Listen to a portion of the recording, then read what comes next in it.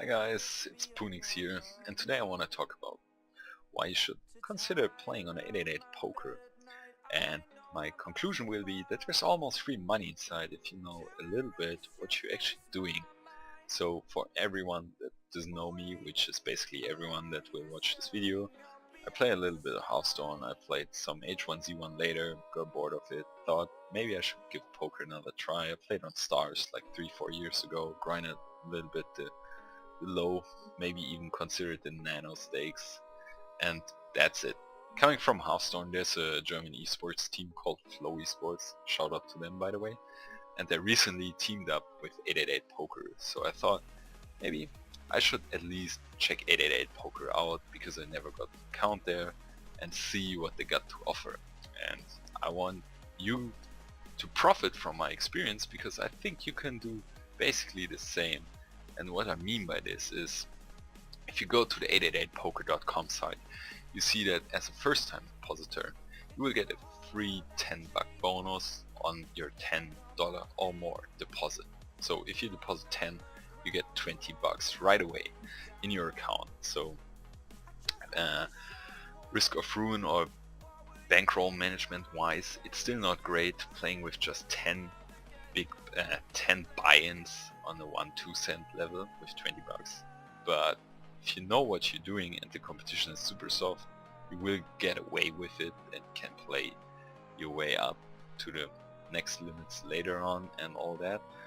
If you want to deposit a little more, obviously the instant bonus will be less compared to your deposit, but it's still fine. So, but my thing is that in the end, you don't need to deposit a lot of money to get at least a good roll to start at the very low stakes on 888 poker. And another thing they have there that goes alongside with this is, for if you're completely new and you download the software via this link that I will put in the description, you get a free $88 bonus. As you know, if you kinda know how the internet works, no one will just hand you out free $88 without you needing to do anything. And especially with knowing a little bit the poker sites, is they will make it sound way more attractive than it actually is. So we check out the terms and condition, and under point 11 we see that this offer is actually just getting you one immediate dollar, giving you $7 worth of tournament tickets over the course of 1 week, released at 2 tickets per day as $half-a ticket, and a pending $80 bonus that you need to clear while playing. So how this works is, you progress through the VIP level, you gather like this VIP points, and then I think it's released in $10 steps as you play more and more. But with this combined, if you just deposit $10, you start with $21, or if you deposit an amount of X, you start with 11 plus X, and that's a decent start. You get some tournament tickets if you wanna really check out some documents on there. I don't know, I prefer cash games for sure, but this is how the software looks after you downloaded it, and you have to set up your filters, your settings as you like them, and it will get confusing at the start, especially if you just used to PokerStars, because it's much more customizable, and so your HUD and stuff will overlay with various things on the screen that will confuse you at the start, which happened to me a lot. So I would recommend just play 1 or 2 tables at the very start, get everything set up the way you want, so that you don't miss any things later. But the real reason why I said in the beginning that there's almost free money inside is if you set your account up like this and then just play a bit. As you see, my balance is at 27 something, and I started with the same $21 thing that I just kind of promoted. You see my session, I played 1 hour on there, and I got whooping win rate of almost 145 big blinds per 100 over 230 hands. So I played slow tables, I didn't play the Zoom equivalent tables, and the thing is, I did not even play good. Of course I ran good in some situations, but that will always happen.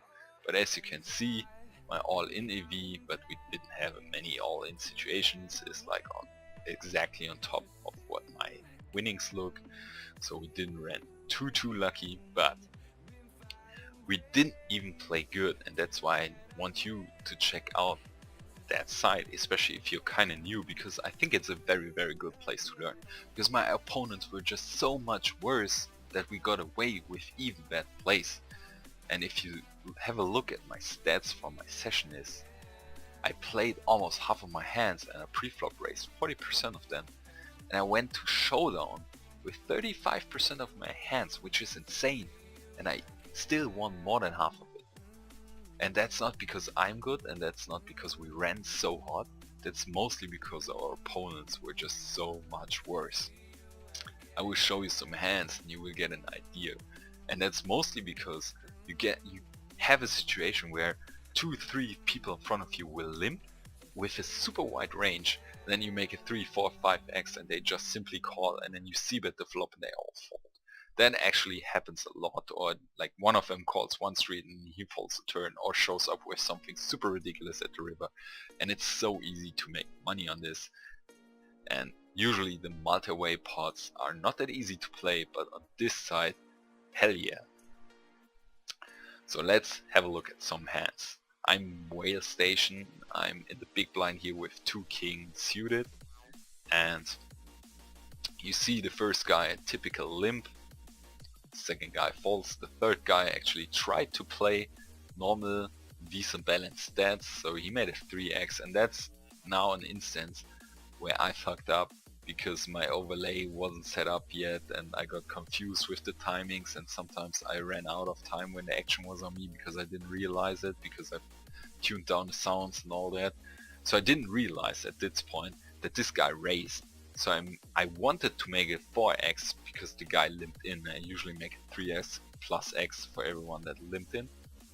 So I made it 4x on top of the 3x that he opened already. So I 3-betted him essentially, which I would not recommend with 2 kings suited.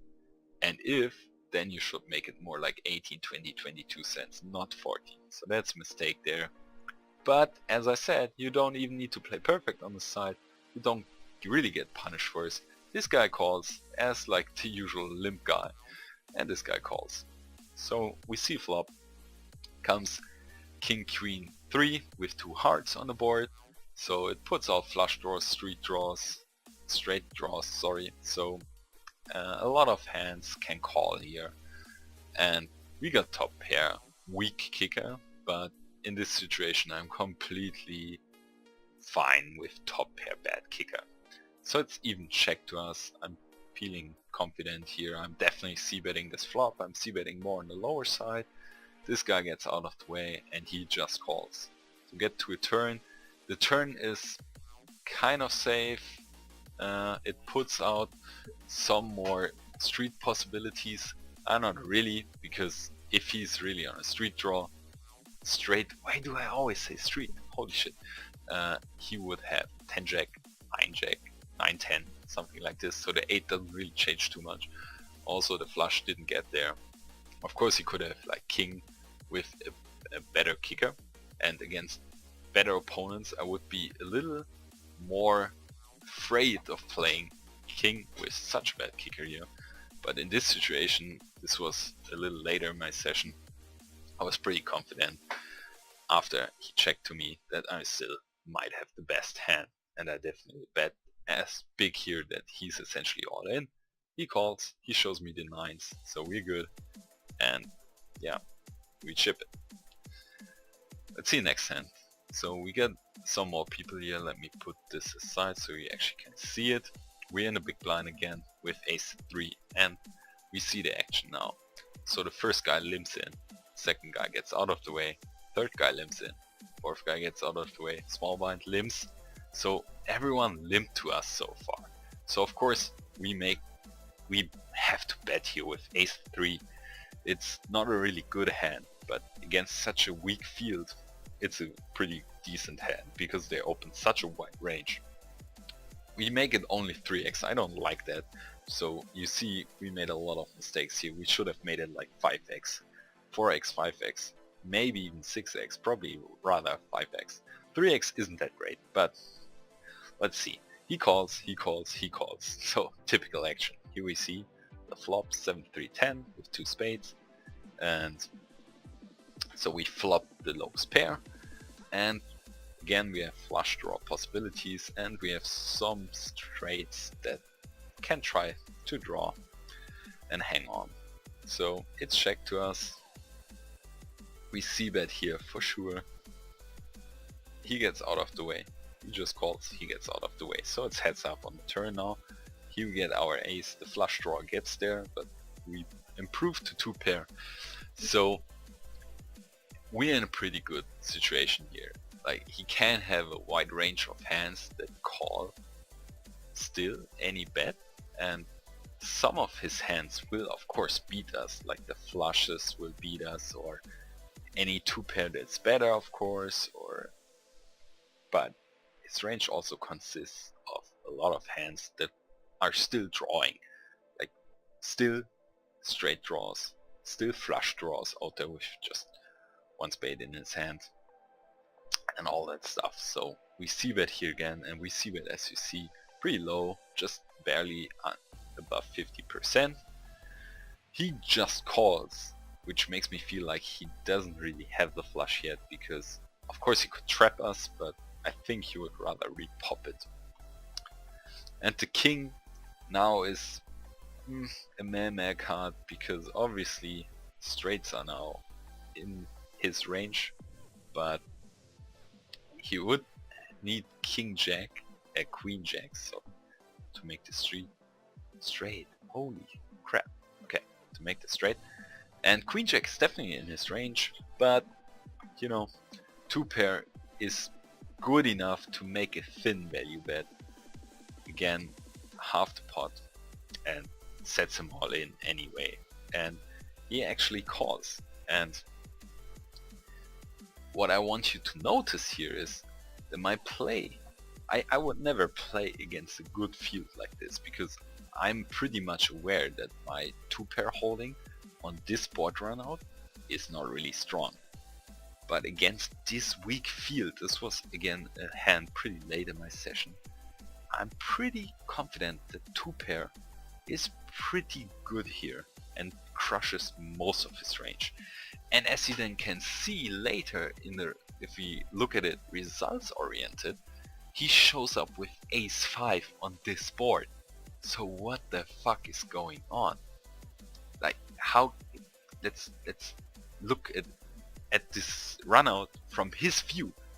Would you really call a guy triple barreling all streets with ace 5 here, non-suited, when there's flush, straights, everything out there, and you have just ace pair with a super weak kicker?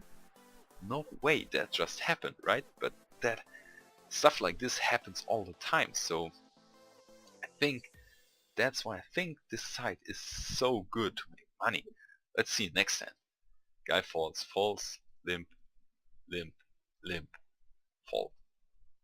And we make it 5x, finally we make it a little bigger. King jack offsuited, not a really good hand against this weak field with so many limpers in front of me. A good hand, way too good to fold here. So, and obviously there's no, we cannot just limp, that's stupid. So we make it 5x, this guy falls. Oh, and actually these 2 fold. That's surprising. Usually at least one of them I would have thought that he would call. But heads up to the flop, and it's 2-7 jack with 2 spades, and we flop top pair, so that's way too good to not c-bet. So with other words, we definitely gonna c-bet this, of course, and he just checks it back, or calls in this instance. So what is his range? He could have a jack with a better kicker, he can have a flush draw, he cannot be with a straight draw if he has like 9-10 suited, 9-10 off suited, all these hands. They're like, what I at this level, if people open this many hands, I don't even think too much about what they can have, because their range is essentially the whole every 2-card combination basically, because they almost play ATC. So there's not too much merit of thinking about what they exactly can have or what their range is. So, but we should watch out for flushes and straights obviously before getting crushed too hard. So we see the 4 of hearts not changing too much here in my opinion, or in my shoes here. And it's a pretty safe turn for me, so I'm definitely barrel again. Probably barrel now a bit bigger, because I want to get value from some flush draws. And that's actually what happens here. It's more like 75% what I bet here to extract some value from straight or flush draws. And he calls, and the river kind of breaks out. I don't think the 2 changes too much, but of course it pairs the board, so it gets a little tricky here. If he has jacks, of course we beat, but we already blocked 1 jack, so it's pretty unlikely he has jacks. But if he has ace 2, 2x, which is definitely in his range, it's strange, but it is, because he would definitely call the flop with 2x. He would probably call the turn with 2x. That gets a bit more questionable, but on the river he would beat us. But I still feel confident enough, I guess, on this river to bet. Maybe if I get a little more suspicious here, I check. Yeah, and I even check. I don't know if that's good. I think I should definitely bet again, but checking is okay-ish. And he checks back, and in this instance I know that I just won, and that's the case as well. So results oriented, we could say it didn't even matter that we didn't bet, because he would have just folded this river. But of course we should not look at it results oriented, and we should have bet the river. But there are not too many cards that would call us that actually we still beat, right? What would he call there? He would really only call like ace jack or any 2x, which beats us. And I don't think he would call any of his just pure draws. But that's it. That's something I just want to quickly show you. And I hope you like this video. I think I'm gonna try to put out some more videos about poker, trying a small bankroll challenge, starting with this 21 bucks that I ran out up now to almost 28 bucks, playing on 888 poker, and see how it goes. So you can follow my channel and see how I progress, if this really keeps going on and on, like the session today, and maybe make a consideration then if you should play on it or not. I would be happy if you would subscribe, leave a comment, let me know what you dislike, what you liked, and so that I can improve. And definitely check out 888 poker. So see you soon, guys.